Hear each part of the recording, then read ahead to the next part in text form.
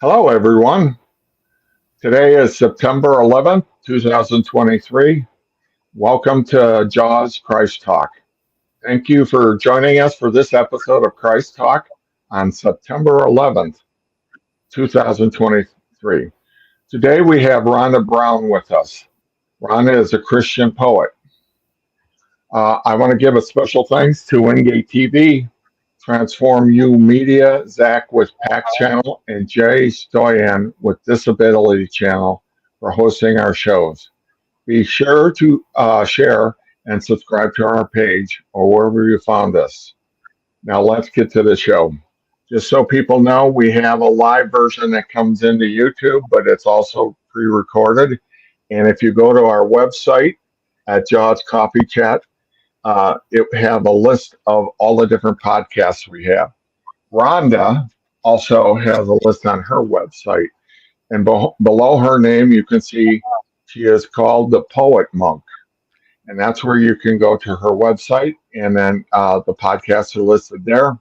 They're also listed under my website, twomeasuresfoolish.org, which is an Christian apologetic website. So I list a whole bunch there. Hello, Rhonda. How are you doing today?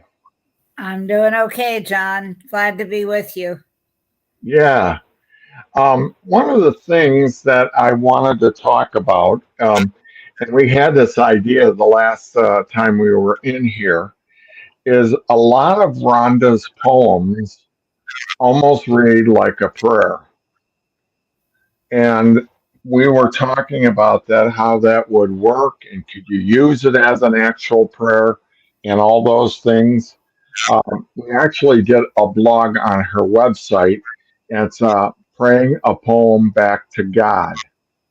And I thought it would be a really cool thing because a lot of her poems really read like a prayer. And she even told me at one point that someone asked it, it said it sounded like a prayer. So, Rhonda, before we get really kicked into that, can you give us a little bit of a background about your being a Christian and also how you became a poet? I grew up going to Sunday school, but never understood really what the cross was all about or my own need for it. I think my takeaway from those years was Jesus loves you, so you better be good. And then in college, I decided I was too sophisticated to be a Christian and announced to myself, at least, if not the world in general, that I was an agnostic. And I think the Lord laughed and said, see how far you get. I transferred at the beginning of my junior year to the University of Colorado. And a friend had shared with me about becoming a Christian. And I said, not interested, done with all that. And she said, well, you'll be on the Boulder campus this year. Call me if you ever want to go to church. Well, it was a huge school, and I was taking a heavy academic load and working. And by the end of 2 or 3 months, I was really lonesome. And I called her up. I thought, well, I can meet some people at church. Maybe I'll try that out. And I called her up and said, could I ride to church with you? I don't think I'll go more than once because I don't think I'll like it. And she laughed and said, sure, pick you up. And she did. And the university class at First Presbyterian Church in Boulder, Colorado, kind of closed. They opened ranks, let me in, and closed ranks, and I never left. And I was there strictly for social at the beginning. I got invited to a Bible study, and again, only wanting something social, I went. And that it was an intervarsity Bible study on Romans, and I was a bit of a thorn in the leader's side sometimes. But he just kept teaching away. And then I went to a retreat that the university class had that spring. And again, the subject was Romans. And Romans 5:8 began to penetrate my brain and heart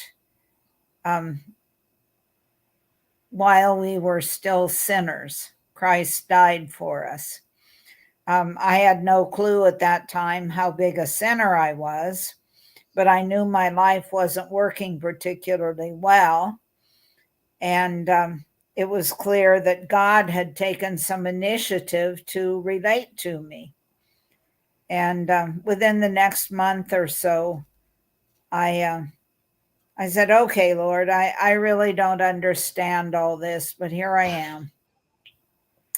And I had been reading John Stott's book, Basic Christianity. And I copied the prayer in the back of that book into my notebook. And I guess that was my moment of commitment. There was absolutely no drama. But within about a month, I was noticing changes in myself that I knew that I wasn't making. And I realized God was doing something in response to my faith. I don't know that I even knew the words born again then, but that's what happened. Wow. So, and that was back in 1968. A few years.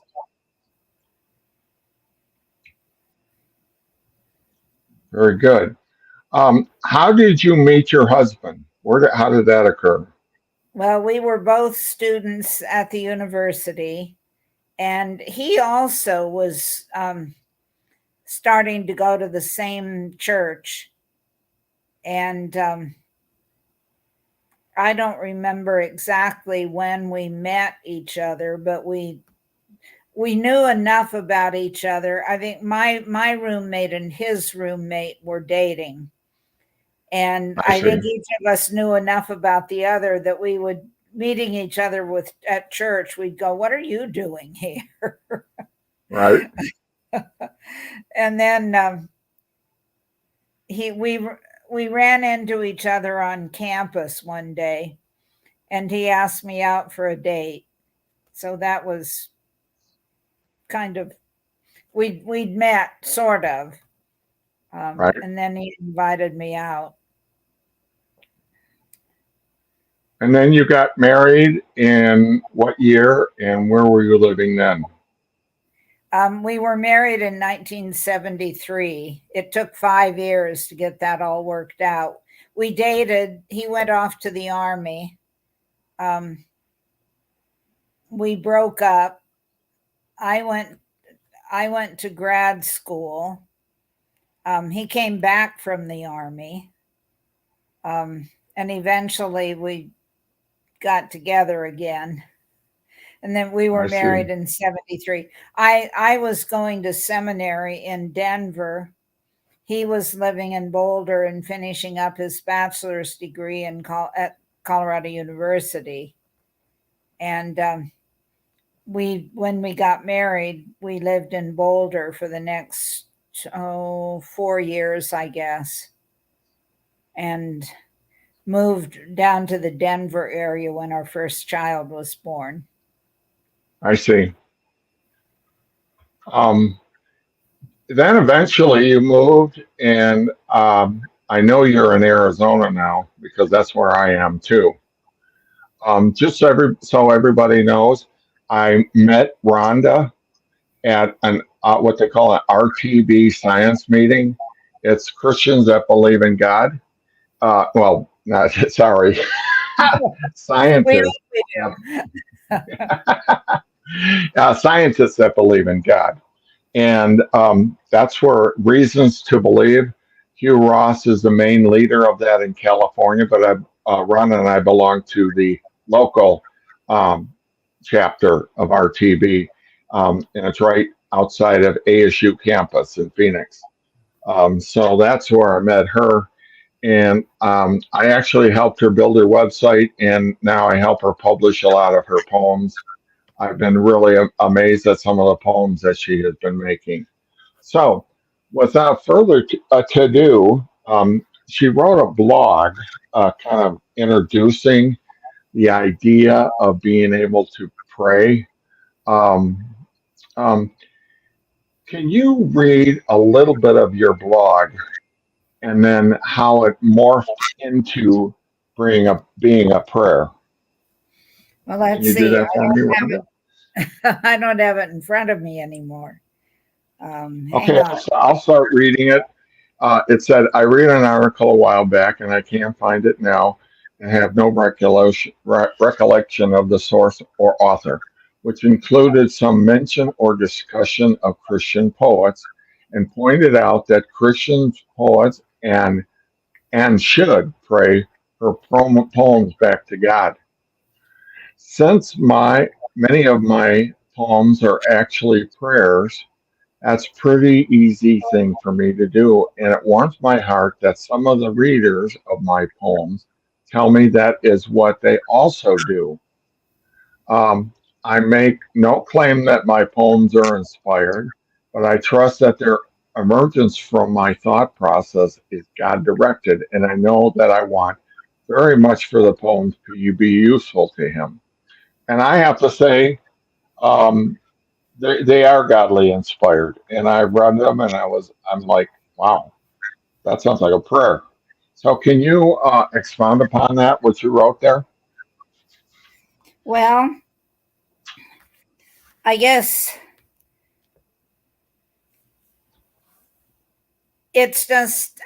it's so automatic um, that whatever I'm thinking about makes its way into a poem. And prayer is an area that I think the Lord has worked really hard to teach me about for many years now. I'm a slow learner. Yeah, me um, too. but the I don't know what percentage of the poems in the book actually are prayers, but several of them are. And it is a source of great delight to me that several of the people who have read the book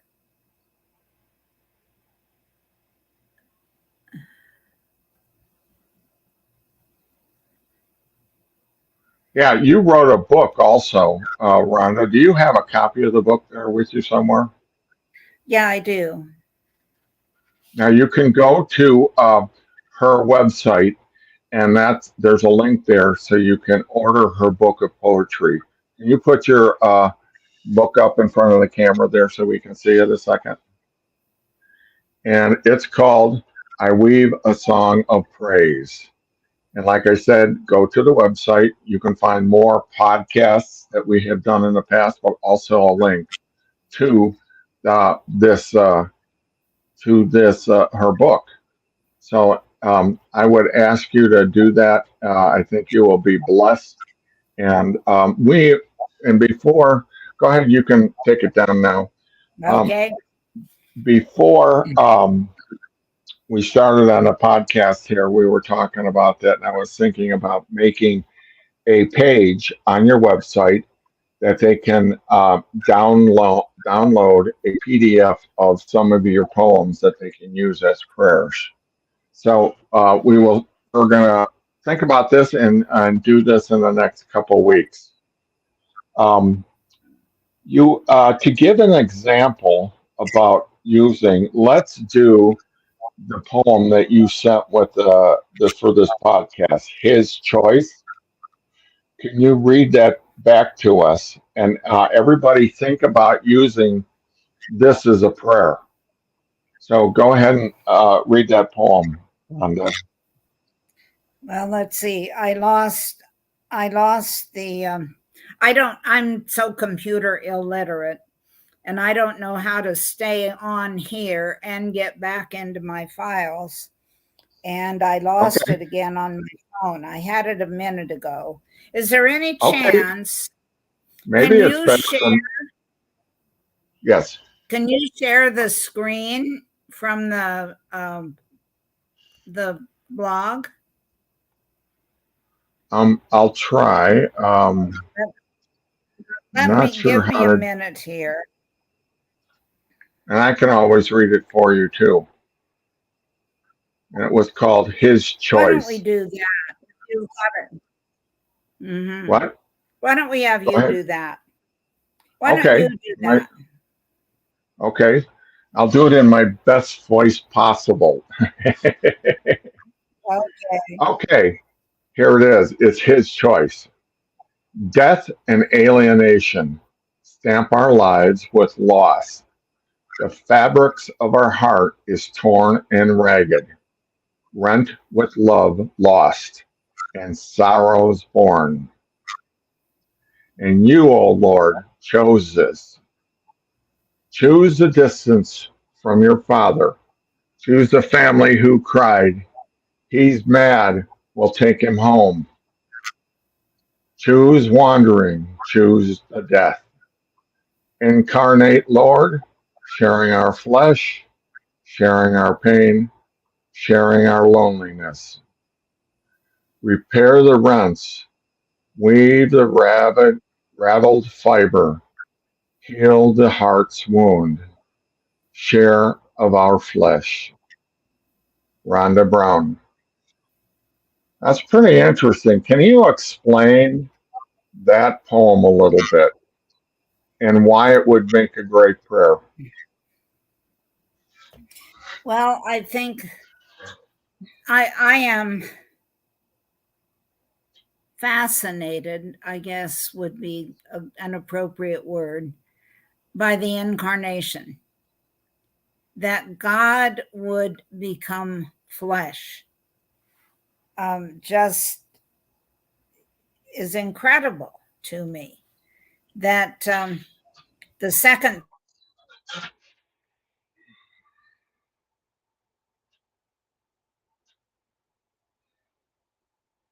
Hold on a second, Rhonda. It looks like you stopped and you're so give us a second so we'll catch up. Sometimes this happens, and I just want everybody to know it's happening right here. There's a pause. Um, okay, um, go ahead. Start again there, Rhonda. Okay. I was thinking about the incarnation when I wrote the poem, and about Jesus' willingness to leave heaven and condescend to become a human being, to go through every stage of life that we go through, including prenatal. He grew in his mother's womb for 9 months, was born, grew through infancy and toddlerhood, childhood, teens, manhood. He went through all the stages that we go through and lived in a particular town in Israel, got to know the people around him. When the time was right, emerged and did about 3 years of very, very active ministry. But he chose all that. Nobody imposed it on him. He chose it. And that to me is just astonishing. And I guess finally, for that particular prayer, I'm reflecting on what he has done, and what can I say about that? But Lord, thank you that that's what you've done for me. So Yeah, that's a very incredible story. I know We have heard it many, many times. But if you sit and really think about it deeply, what occurred, the creator of the universe and all these billions and billions of stars that are out there in our universe, and then all the life on our planet, and the billions of lives that live here, that the God, the creator of the universe, would want to come and live with us. And it just, and then not only live with us, but then allowed human beings to beat him up and put him to death like he did. God could have stopped that at any point in time, but it would not have fulfilled his mission between him, God the Father, and the Holy Spirit. What had to be done was that he had to die for us so we could have a relationship with God forever and ever. And I think your poem really brought that out. You said in here, uh, chose a family who cried. He's mad. We'll take him home. What did you mean by that exactly? Well, we don't get those exact words from the New Testament, and I don't want to take the time right now to hunt down the story. But in one of the Gospels, the writer tells us that Jesus was in a certain town, and he was that it was probably Capernaum, but I'm not sure. But there was a crowd gathered, and it was so crowded that you couldn't get into the house because the crowd was blocking. They were just surrounding the house, and his mother and brothers came, and they couldn't get through the crowd. So they evidently nudged someone and said, "We want to see Jesus. Tell him his family's here," and sent it telephone fashion, where one person tells the next person, tells the next person, tells the next person, until someone actually spoke to Jesus in the house and said, "Your mother and brothers are outside and they want to talk to you." And he said, "Who is my mother? Who are my brothers?" And he said, he kind of waves his hand to the group around him. "You, those who believe in me, are my mother and brothers." And it doesn't say specifically the family said he's mad, but clearly we get other hints that his brothers were bewildered, certainly, by his ministry. Yeah. And weren't wholly supportive of it. So I extrapolated there a little bit. Right.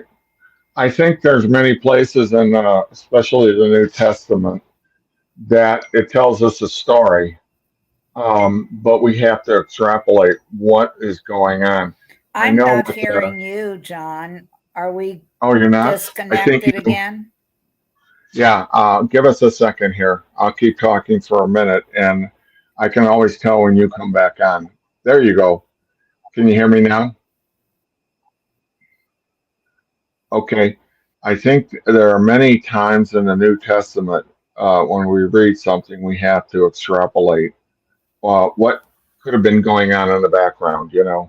I know the program The Chosen. I just lost Rhonda. We'll find out what's going on here in a minute. But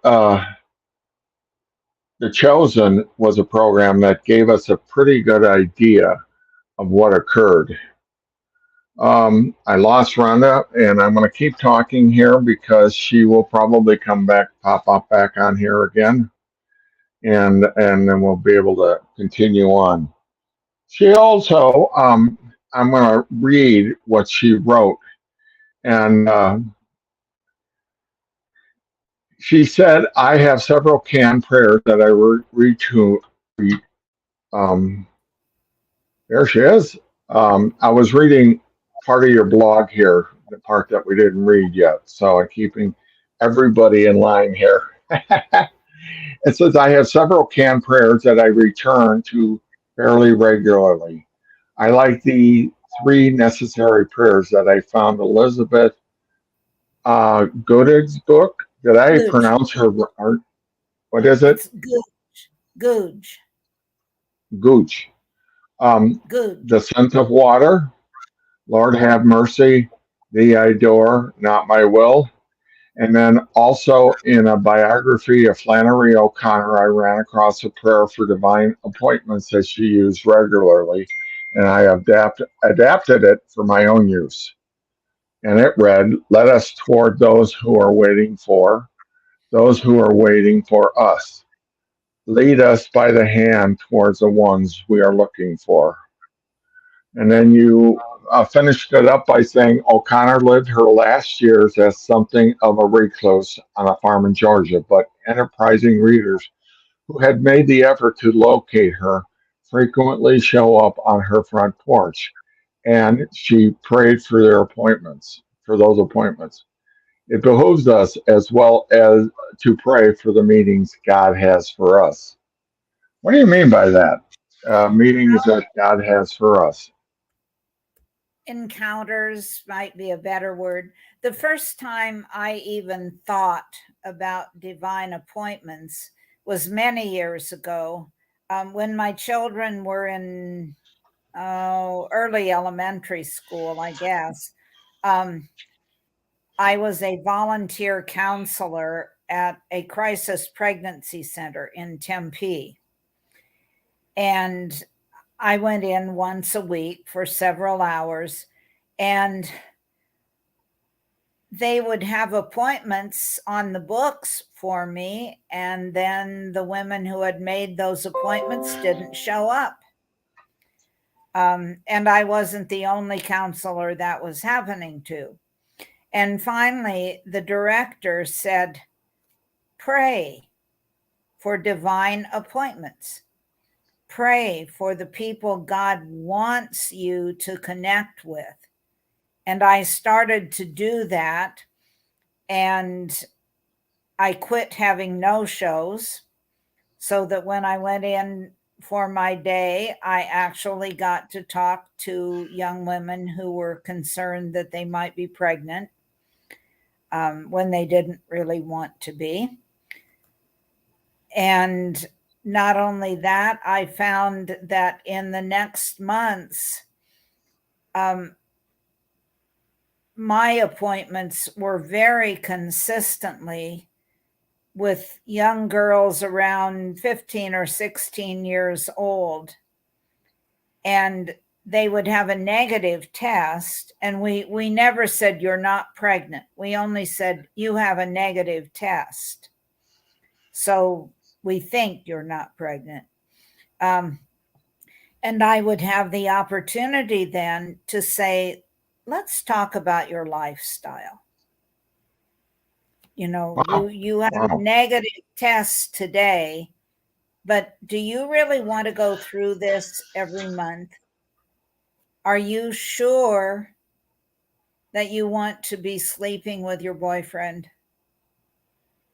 And we had a chance to talk about that a little bit. Now, I have no idea how many of them went away resolved to withdraw from that sexual relationship with whoever they were dating or involved with. You know, I don't know. But we had a chance to talk about it and to introduce to them the idea that you don't have to go on doing this. And we had the opportunity to go into schools at that time.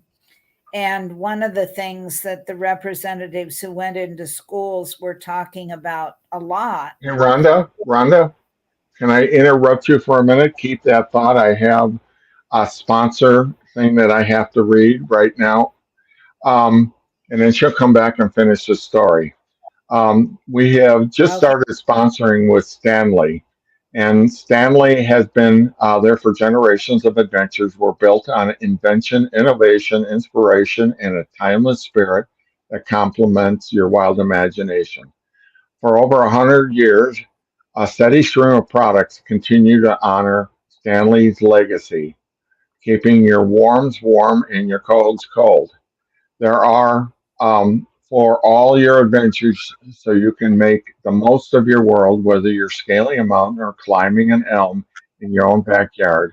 We will be with you on your journey as we have for generations past, helping to build a more sustainable, less disposable life, world of opening the door and awe-inspiring future.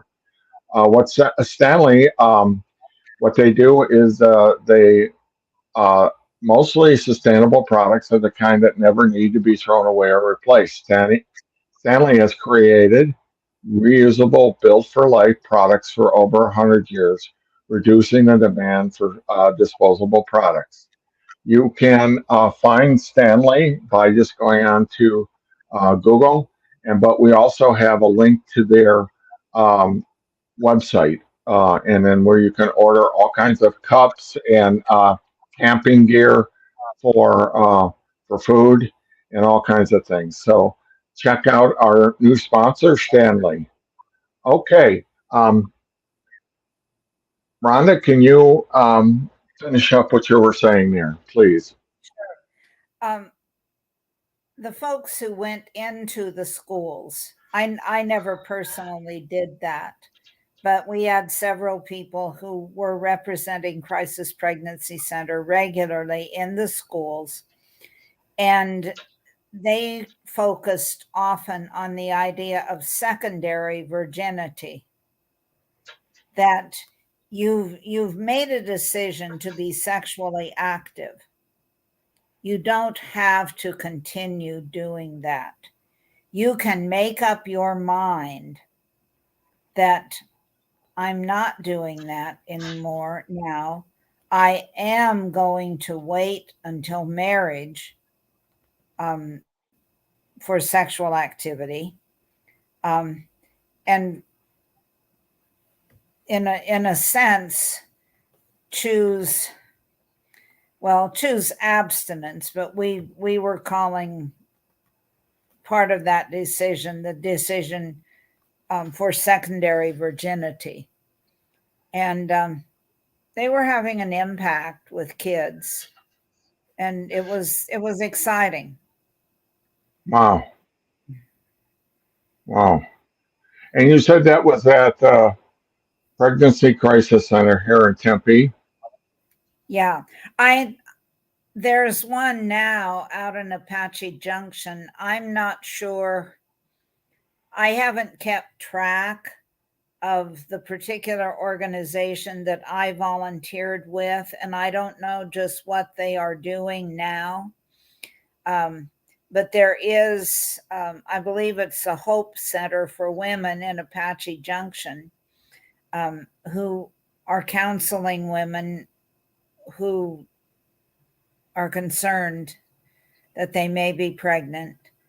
Um, and I bet you could write a whole lot of stories about your encounters with some of the women that you ran into there. Um, probably the very first poem that I wrote, well, I didn't start writing poetry until I really started when I was in my 50s. The first poem I wrote, though, probably was begun sometime in my 40s. Um, and it began as a monologue that I hoped to use in a pro life Sunday at church. And it was in the persona of a woman who had had an abortion and who was finding emotional and spiritual healing in knowing Jesus.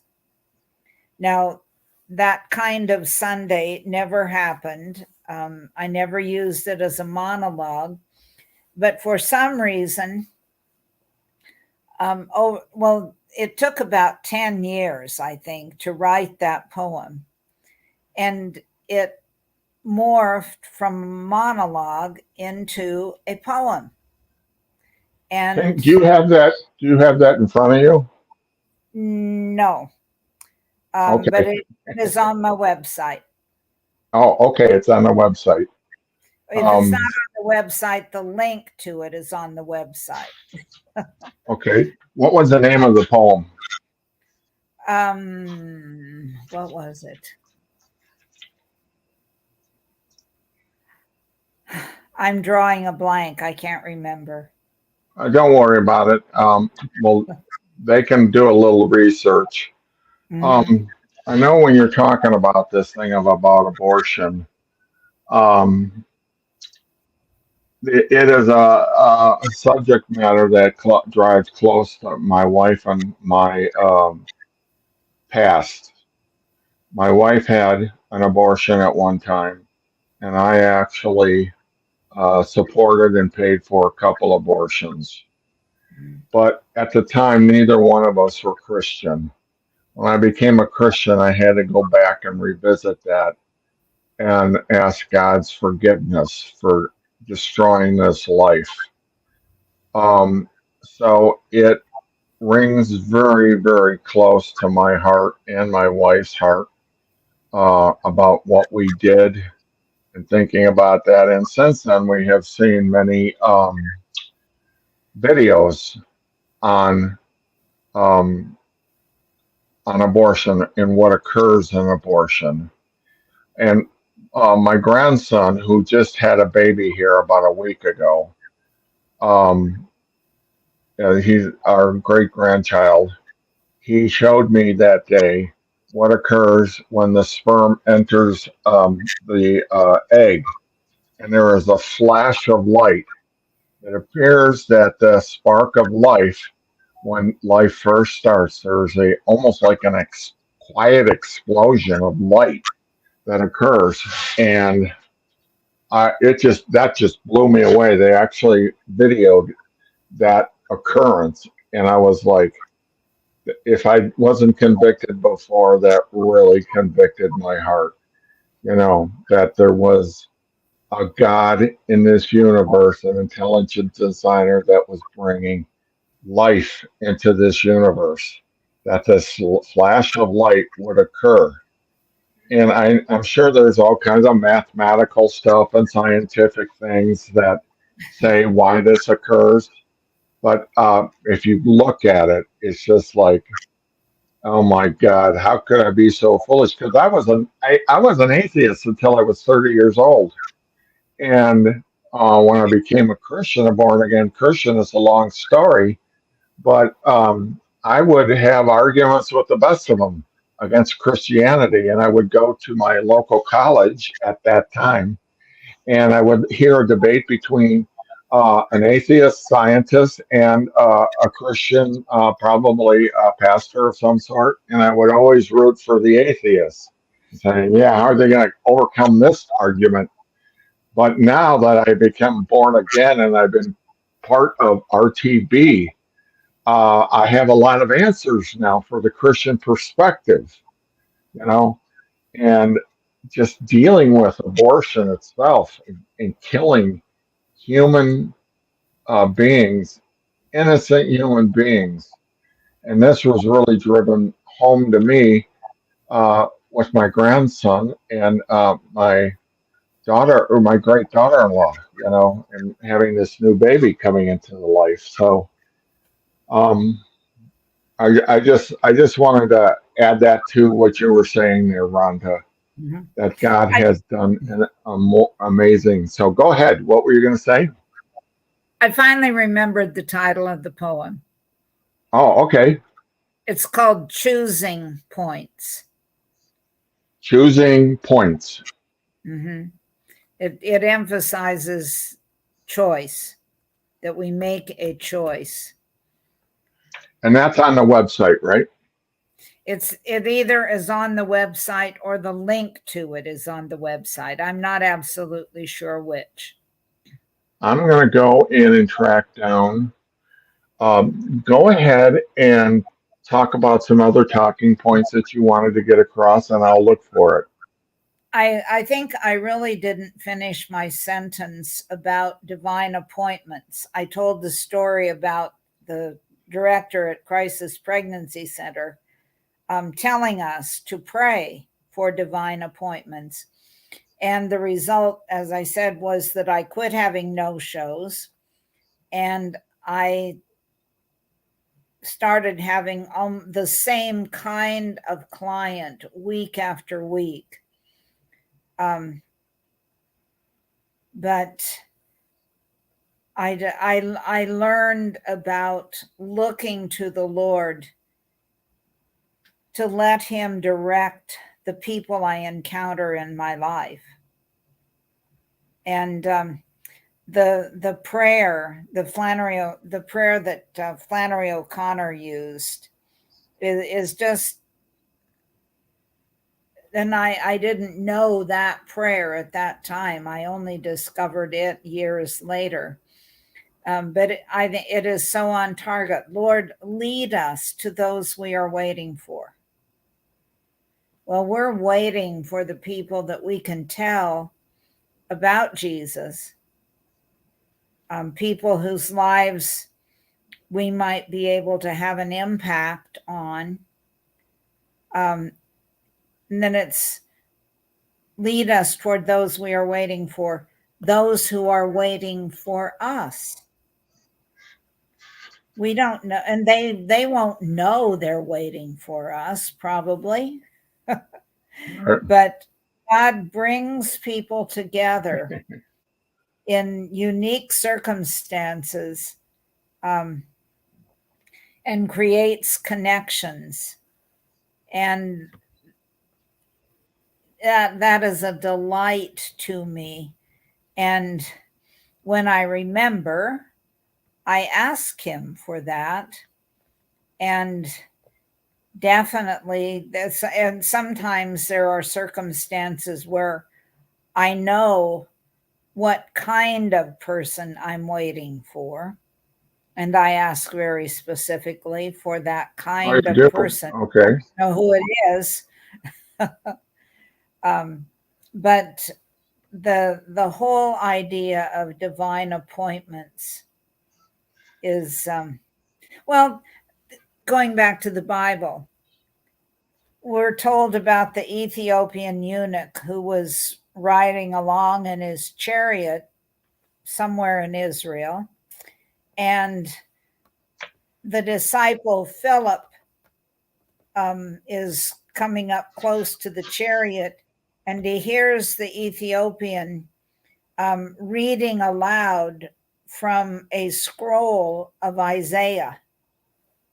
Really? I think maybe Isaiah 53. And Philip says, "Do you understand what you're reading?"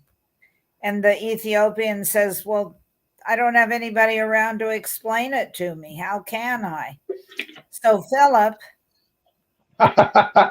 who has not that long before spent 40 days with the risen Christ, soaking up Jesus' teaching, and I'm sure that teaching included explaining to his disciples the way that Isaiah 53 was pointing to Jesus. That's right. Philip was able to say to the Ethiopian eunuch, "Let me explain it to you." The right person to do that.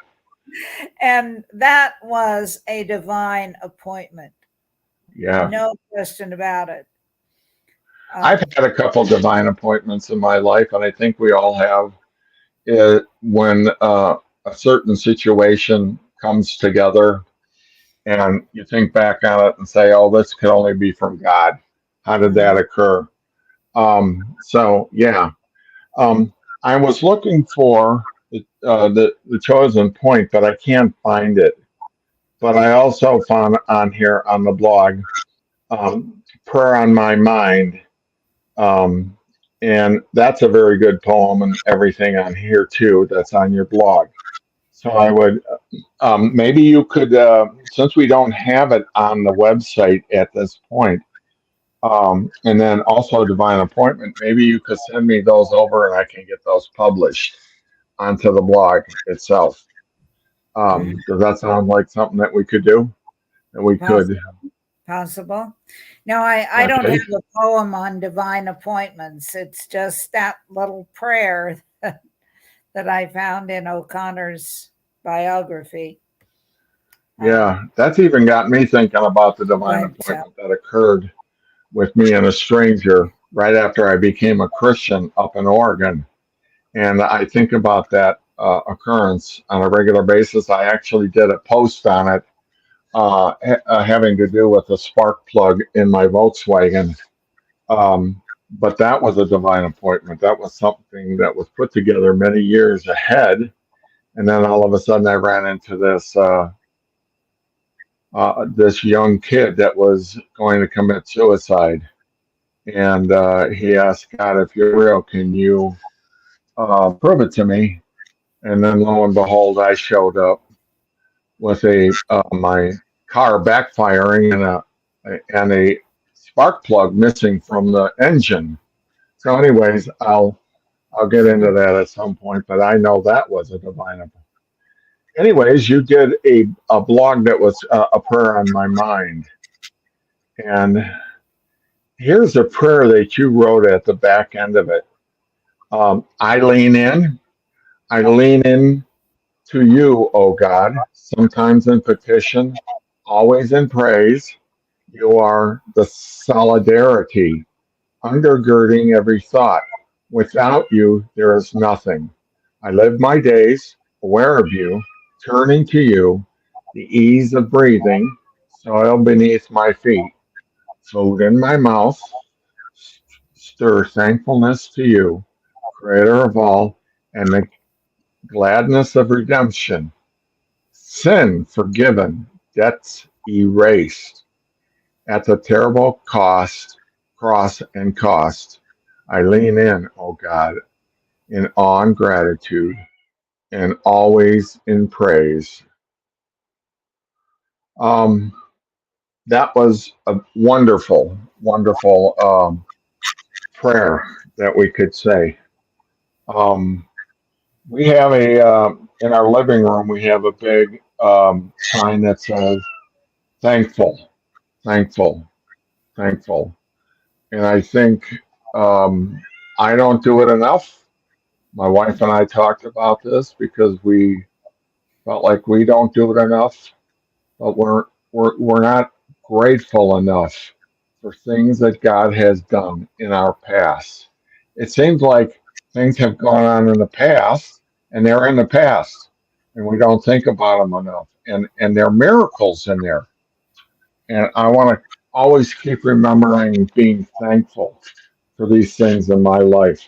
It's like I'm catching up for the 30 years that I was an atheist, that I wasn't thankful for anything, anything. How arrogant is that? I was an arrogant fool in those first 30 years of my life. But I hope I'm making up time for that. Um, so we still have about 11 minutes here. Um, where else would you like to go with our conversation today? well, the whole thing of thankfulness just reminds me. Um, the pastor at First Presbyterian Church in Boulder, where Bill and I both became Christians, where we were married, and where I ended up working for about 4 years. Dr. Bob was a joyful, thankful man, and he spoke often of the need to have what he called an attitude of gratitude.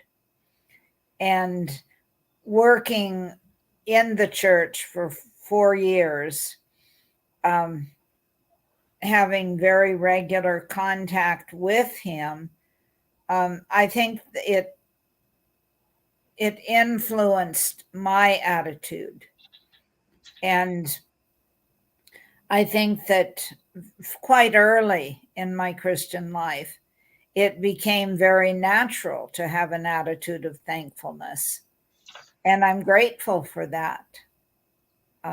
That God taught me fairly early to be thankful, and brought many believers in Jesus into my life who modeled that.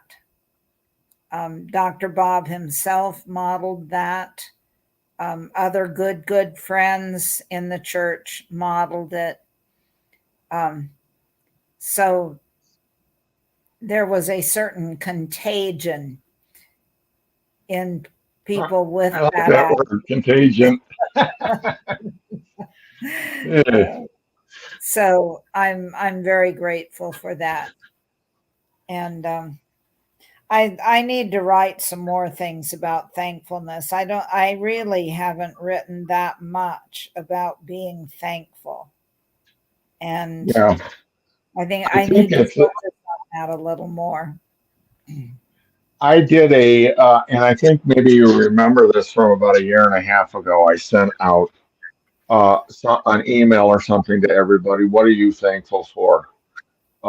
And then everybody came back, and I did a blog post about being thankful from all these other people's perspectives. And I thought I got something back from you about that. But it is something I think we have to remind ourselves over and over with things that are going on in our lives very quickly, that we forget to be thankful for what God has done for us. It's like we think He's always going to be there, and He is some kind of an entity that has got a stone face. But this is a living, and I don't know if you call it breathing, but He is a living God, and He would like to hear from us from time to time. And I so want to be thankful. I want to thankful for all the things, good and bad, that has occurred into my life, and many bad things that I let happen. But how God has bailed me out from my bad decisions so many times, and from the words that flow out of my mouth at times. But I want to be grateful that He has forgiven me, and that He is on my side, and that He loves me. These are things that we have to remind ourselves, that God of the universe loves each and every one of us separately and individually. And we have to remember that. That would be good to talk about gratefulness. Um, I also wrote a blog. You can go to my website, and it's called "What Makes an Atheist." And I think that would be real eye-opening for a lot of people, because I come from that background. Why did I become an atheist, and then why did I become a Christian after that at 30 years old? And I think it's a lot of people can relate to the story. On I think a lot of people become nasty atheists because something has happened to them in their childhood or even adult years, and they were part of a church at one time, and something terrible happened, and it happened to me, and that's why I turned my back on God. But God is He's a redeemer. He redeems our soul and our spirit, and as that because that happened, my whole family became Christian too. When after my wife and I divorced, and I went into Oregon, then I came back as a born again Christian, and many people couldn't believe it. So that's my story. I'm sticking to it, Rhonda. No matter how many times you Indian wrestle me. um, so next month, let's. Could you do something on thankfulness? Or do you have something else in mind that you're thinking about? Well, as I said, I don't think I've written much of anything about thankfulness.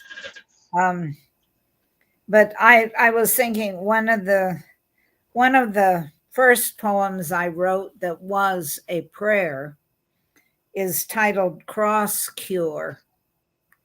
And we have belonged for years to small groups within our church. We've changed churches a couple of times, and so we've been in different small groups. But a consistent piece of our small group meetings has been the sharing of prayer requests so that we know how to pray for each other. And every time we go through our lists, I think of this poem. As I said, it's called Cross Cure, and the title will make sense, I think, by the end of the poem. Okay, that's not in your website. I was just looking for it. It's in the book. Oh, it's in the book. Mm-hmm. Could you send me that one also so I can put it up on the website? Possibly. We can talk about that. But let me read it. Okay. Here at your feet, we tumble this basket of brokenness, this chaos of hearts crushed and bleeding, of bodies aching and lame. Sin takes its heavy toll and leaves us speechless. We have no defense. Healer, Redeemer, we are helpless. There is no cure but blood and nails. Make us whole, we plead, and touch our wounds with balm. It's the cross, the blood and nails, that is the cure for all of it. Well, that's right. You do a much better job of reading your poems than I do. It's good to hear someone else read them too. I like that. Yeah, I don't mind doing it, but you just are. You know when to reflect, you know when to pause, and you know when to give emphasis. Send me that prayer, okay, or that poem, and I'll just post, unless you want to write, and we can talk about that poem in detail on the next podcast if you wish. Again, I want to tell everybody you can find Rhonda, her book of poetry. Right under her name is her website. Please go to that, and there'll be that and much more information. You can find the link to the book, and then go to the blogs, and you can see a lot of other things. And then you can also go to her podcast and listen to some of the past podcasts that we have done. And it will be really beneficial. She is a wealth of information and blessings, and I am very glad that she is in my life. I do a lot of podcasts with scientists and all kinds of people in the professional world, and I just thought it would be wonderful to have Rhonda, a poet, on our group, on our podcast. So, Rhonda, I'm going to close us off here. Thank you for being with us again, and I can't wait to look for next month. And that's going to be in October. Can you believe it's going to be October? We are in the middle of September. It's going to be Christmas before you know it. Cool. It was good to be with you today, John. Thank you so much. You're welcome. Thank you, everybody who is here with us. Our next episode of Jaws Christ Talk Special will be aired on October, when Rhonda will be back with us. Be sure to subscribe to our channel or page wherever you found us, and check out our website to find out more about this and other shows. Until next time, we wish you a productive and enjoyable week. See you next month, Rhonda. Okay. How do I get out?